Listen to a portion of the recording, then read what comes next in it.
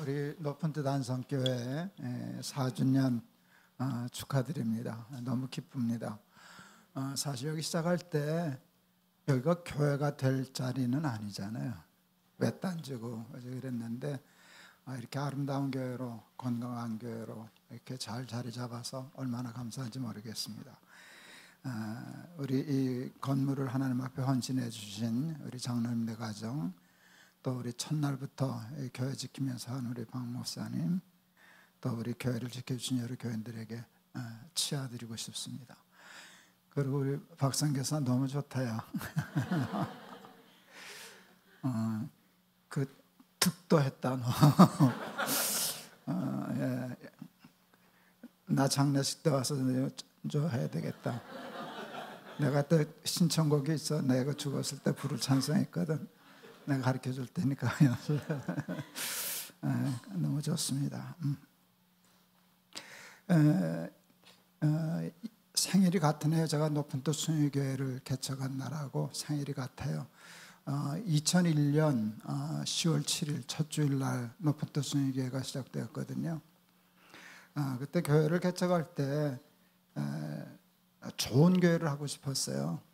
교회가 많지만 정말 좋은 교회를 한번 해봐야 되겠다 이렇게 마음을 먹었는데, 좋은 교회가 어떤 교회인가 할 때 제가 찾아낸 것은 하나님이 주인이신 교회다.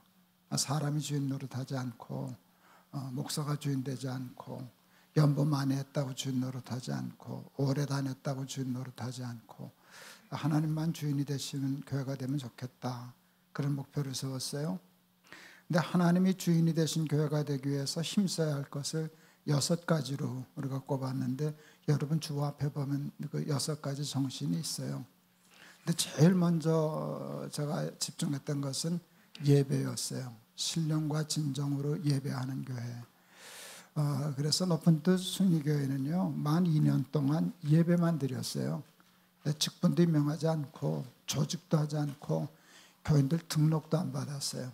등록하면 구역 조직해야 되고, 조직해야 되고, 조직하면 일하는 일꾼이 있어야 되고, 그거 나중에 하자 그래가지고 2년 동안 예배만 드렸어요. 그래서 예배에 그냥 온 힘을 다 쏟았어요. 마음을 다하고 뜻을 다하고 정성을 다해서 하나님께 예배하자 그랬는데, 이제 저희 교회는 제가 좀 나이도 들고 해서 시작을 해서 교인들이 몰려 들어온 교회잖아요. 우리가 2년 됐을 때 3,000명 출석했거든요. 근데 교인이 3,000명 출석할 때까지 예배는 아무것도 하질 않았어요. 인천에서 다니시던 그 여자 교우 한 분이 제 사무실에 와서 목사님 구역 좀 만들어 주세요. 우린 구역도 없었으니까. 왜요? 심심해 죽겠어요. 구역 예배 좀 드리게. 그래서 제가 그냥 반상회 가시라 그랬어요. 심심하면 반상회 가라고. 예배 외에는 다른 거 하고 싶지 않았어요. 그래서 예배에 올인했는데 그게 적중했어요. 높은 뜻 순위교회는 교인들이 몇천 명이 모였지만 무엇 때문에 모였는가 하면 예배 때문에 모였어요. 이유는 아무것도 없어요. 그런데 그 3,000명 교인 중에 청년들이 대다수였어요. 그때 우리가 한번 조사를 해보니까 67%가 청년이더라고요. 우리 마지막 때에는 그 순위 강당이 2,000석인데 청년 예배 때만 2,000석이 다 찼었어요. 오로지 예배 드리려고 아이들이 이제 왔었는데, 정말 하나님 앞에 신령과 진정으로 예배하기 위해서, 좋은 예배를 드리기 위해서 꼭 필요한 것이 2가지가 있다 생각했어요. 첫째는 설교, 말씀이에요. 말씀의 은혜가 있어야 되니까 설교가 중요하다. 그래서 우리는 그땐 새벽 기도도 없고 수요 기도도 없고 주일 예배만 있었거든요. 학교 빌려서 하니까 수요일 날 예배 드릴 수가 없었어요. 그래서 주일 예배 딱 한 번 드리는데, 그러니까 거기만 올인을 했어요. 그래서 설교하고 그 다음에 제가 주력했던 건 찬양이었어요. 예배에서 가장 중요한 역할이 찬양이라 이렇게 생각했습니다. 그래서 그 좋은 찬양을 예배 시간에 올려드리기 위해서 우선 찬양팀, 우리 안성교회 찬양팀 좋죠. 그때 높은 뜻 순위교회 찬양팀들이, 박성교사도 그때 그지? 우리 그 청년 예배 때 우리 그 찬양팀 멤버들이 난 대한민국 최고였다고 생각해. 그렇게 얘기해도 괜찮지. 그때 신상우 벌써 하늘나라 가셨는데 뭐 최고의 피아니스트고 작곡가죠. 예, 신상우, 우리 박광식 선교사, 또 누구냐, 뭐 하여간 다 뭐 베이스든지 뭐 다 또 우리 찬양팀이든지 최고의 팀을 하고 또 음향까지도 최고로 했었어요. 왜 그런가 하면 찬양 예배 하나라도 뭐 소리 하나라도 최고로 하자. 그래서 우리 찬양이 참 좋았었어요. 그러나 그것만으로 찬양이 좋아지는 것은 아니에요. 여러분, 찬양이 좋아지려고 하면 물론 찬양의 연주도 잘해야 되고 그 싱어들도 좋아해야 되고 다 좋아해야 되지만 가장 좋은 건 찬양이 좋아지려면, 예배가 좋아지려면 찬양이 좋아져야 되고, 찬양이 좋아지려면 은혜가 있어야 돼요. 은혜가 참 중요해요. 제가 어렸을 때까지는 노래를 곧잘 불렀어요. 전 그래서 사실 음악할 줄 알았거든요. 저뿐만 아니라 모든 사람이 다 김동호 쟤는 이제 노래할 거야, 성악할 거야. 제가 밤낮 자랑처럼 얘기하는 거, 제가 누가 자라나가서 1등 했었거든요.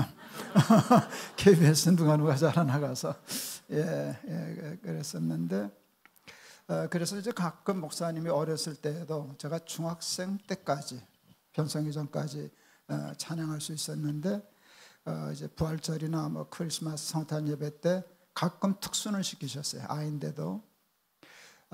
그때 노래를 부르는데 제가 그때 알았어요. 좋은 소리가 나는 때가 있다는 걸 제가 알았어요. 똑같은 사람이 불러도 소리가 달라요. 소리가 좋을 때가 있어요. 박성에서 오늘 소리 좋지 않았냐? 어쨌든 그 소리가 좋은 때가 있는데 언젠가 제가 알았는가 하면 설교의 은혜를 받았을 때의 소리가 좋아지더라고요. 근데 이 말을 여러분 자세히 들으셔야 되는 게, 제가 초등학교 때라고요. 그 찬양을 할 때 할 수 있었던 데가 하나님이 저한테는 아주 특별한 은혜를 주셨는데요. 제가 은혜 받는 은사가 있어요. 어려서부터.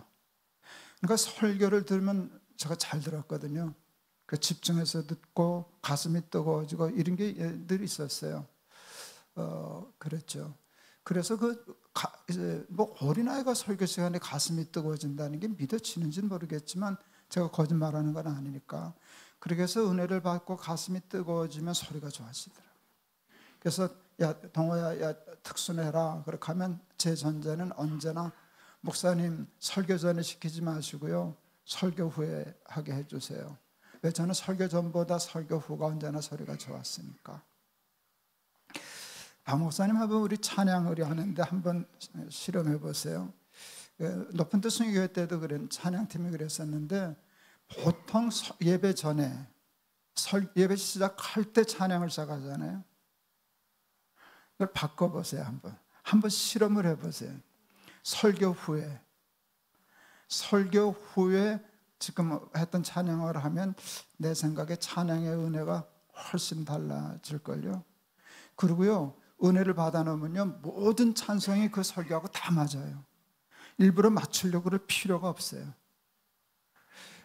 우리 그 높은 뜻 순교회 할 때, 청년들 할 때 우리 최고의 팀이었는데, 물론 예배 전에도 찬양을 하지만 제가 원하는 것은 설교 후의 찬양 시간이, 그때가 제일 좋았어요.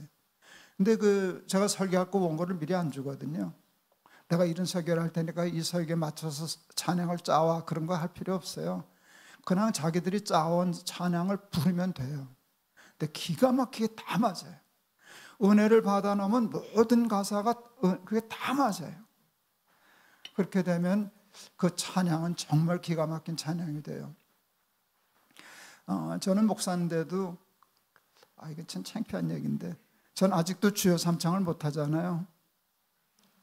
아직도 못해요. 한번 해봤다 근데 안 하는 게 좋겠다 그래서 못해요. 이게 또 창피한 얘기지만 사실이니까, 저는 철야 기도를 못 해봤거든요.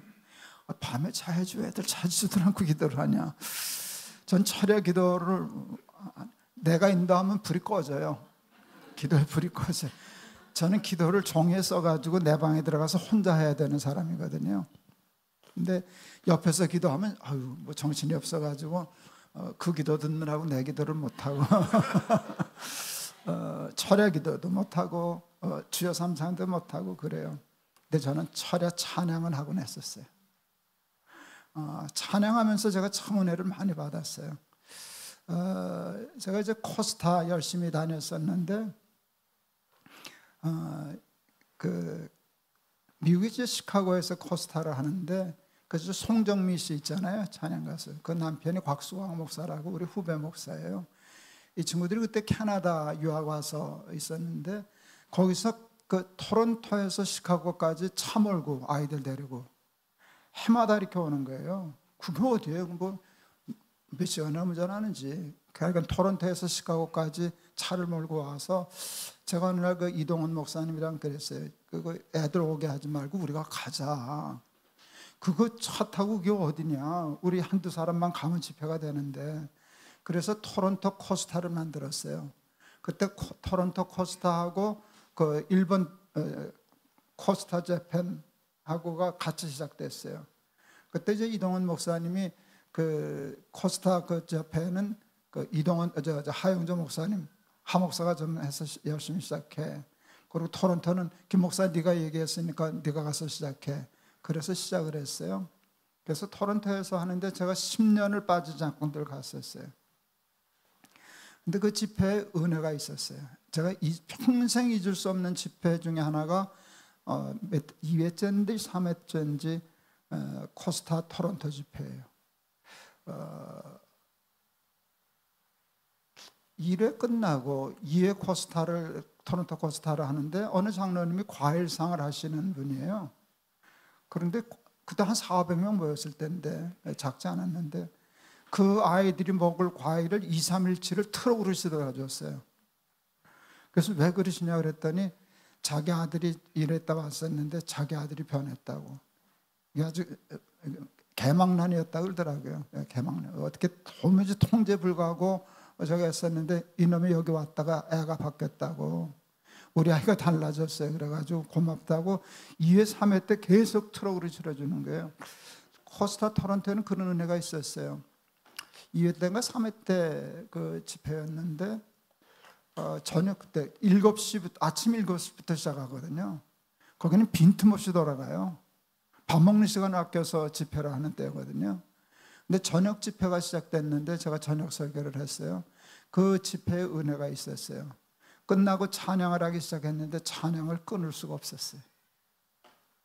그래서 제가 왜 끝내냐 이렇게 불이 붙었는데 우리 그냥 가자. 그래가지고 그 아침 7시부터 시작한 집회가요 그 다음날 새벽 3시인가 4시에 끝났어요. 그걸 잊을 수 없어요. 그때 찬양팀이 더 좋았어요. 고형은, 신상호도 그때 있었고 송정미 뭐 그 유명한 그때 친구들이 있었는데 그냥 뭐 이 사람 나와서 찬양하고 저 사람 나와서 찬양하고 그게 끊어지지가 않더라고요. 그래서 새벽 3시, 4시까지 찬양하면서 예배드렸는데 그건 제가 평생 잊을 수 없는 귀한 예배였어요. 그런 예배를 드리면서 살면 정말 신앙이 많이 자라고 그러죠. 그런데 여러분 그 은혜는 어디서 오는가 하면 말씀을 들으면서 오거든요. 말씀을 들으면서 오는데 최고의 믿음은 들으면서 나지만 정말 최고의 은혜는요 들은 말씀을 삶에 옮겼을 때, 그 말씀을 살았을 때, 그래서 그 열매를 땄을 때가 진짜 은혜가 있는 거예요. 진짜 은혜가 있는 거예요. 듣기만 하고 실제로 살지 않으면 그 말씀의 맛, 믿음의 맛을 몰라요. 오늘 성경에 제가 제일 좋아하는 말은 여호와의 선하심을 뭐라고요? 맛보아 알지어다 그러잖아요. 맛보아 알지어다. 듣기만 해도 좋지만 그걸 심어보고 맛보아 하는 것이에요. 그것을 아는 사람이 부르는 찬양은 찬양이 달라요. 여러분 말씀을 듣고 은혜만 받아도 찬양이 달라지는데 그 말씀의 맛을 삶에서 맛봤다면 그 다음에 이루어지는 찬양은 그건 기가 막힌 천상의 찬양이 되리라 그렇게 생각을 합니다.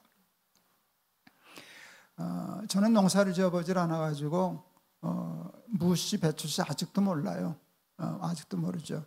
그런데 설교할 때 이건 무씨고 이건 배추씨입니다를 설명해야 되는 일이 있다면 제가 배워야 되겠죠.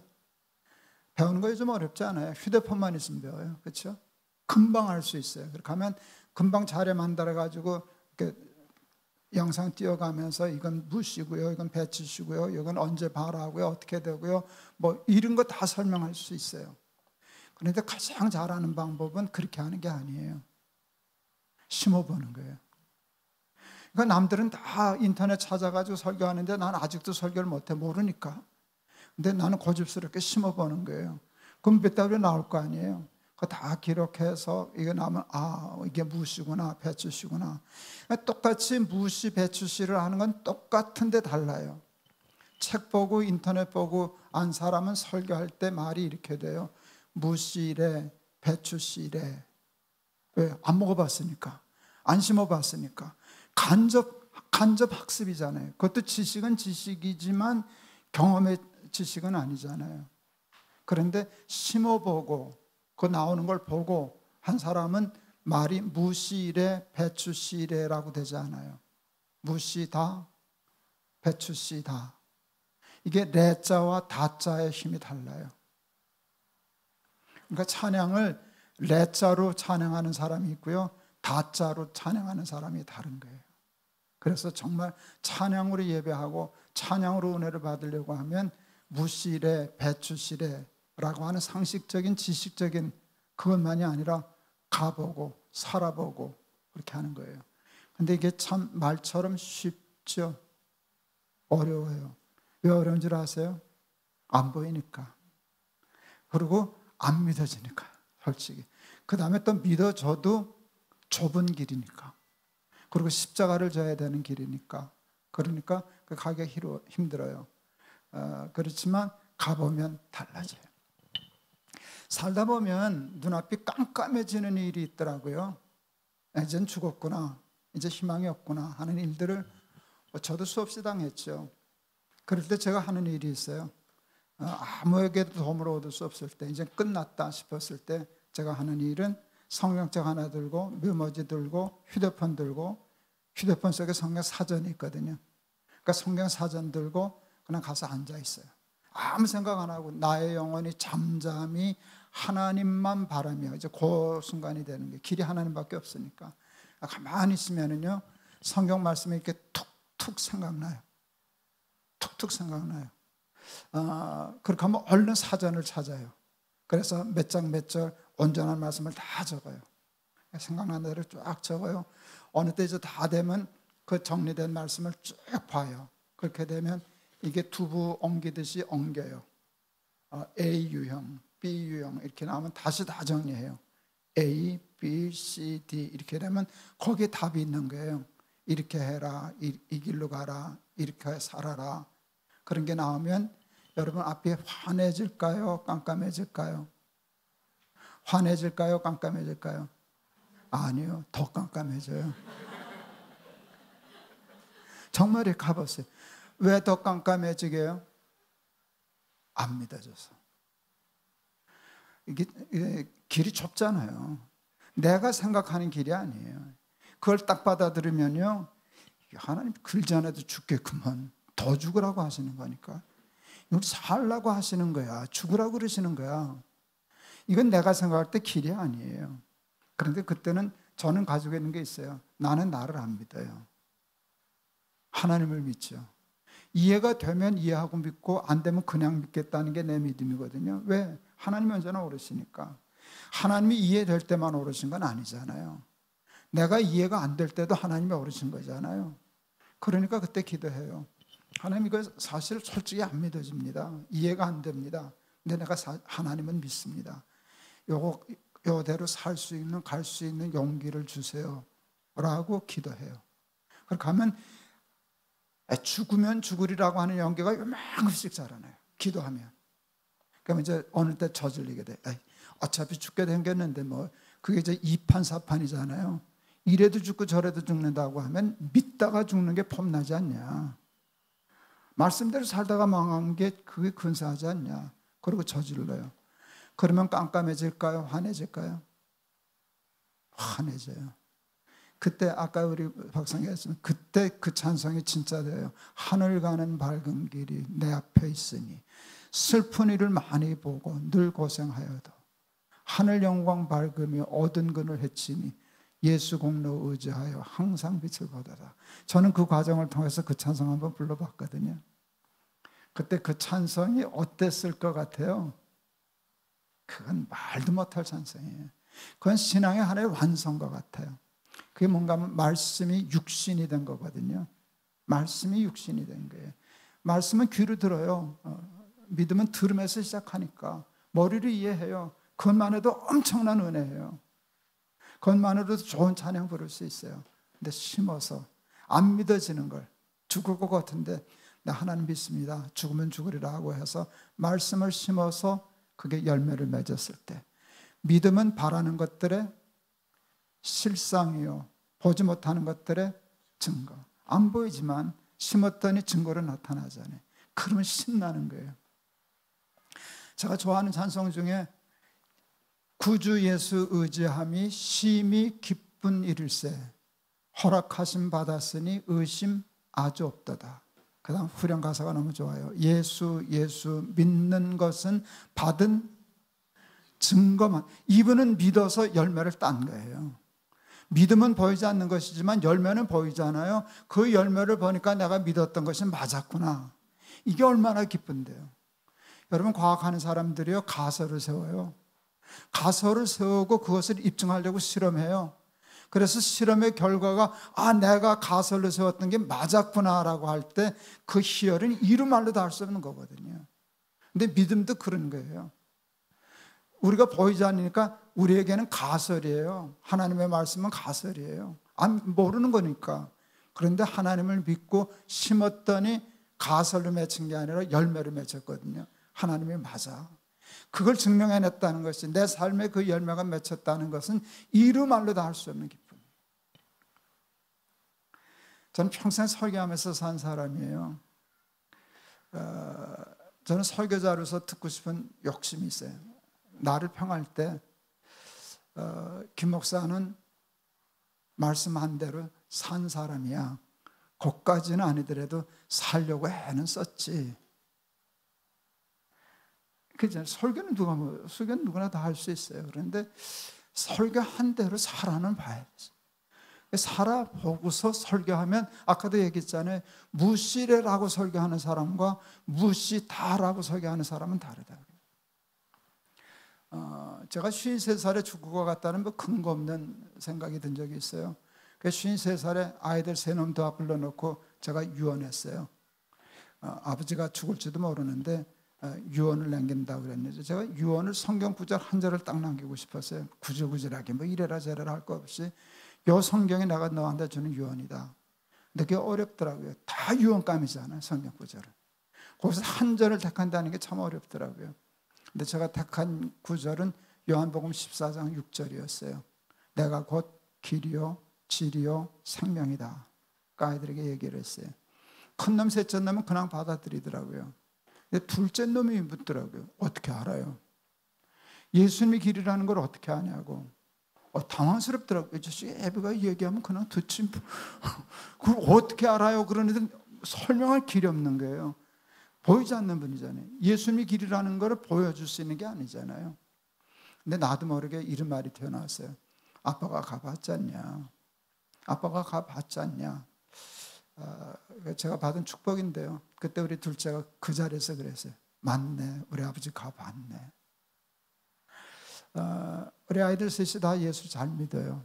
전 그게 제 가장 큰 자랑이고 축복이에요. 예수를 그냥 믿는 게 아니라 진짜로 믿어요. 우리 애들이. 그거 쉽지 않아요. 목사 아들이라고 다 믿어주는 게 아니거든요. 근데 그때 우리 둘째 아들이 맞네. 우리 아버지 가봤네.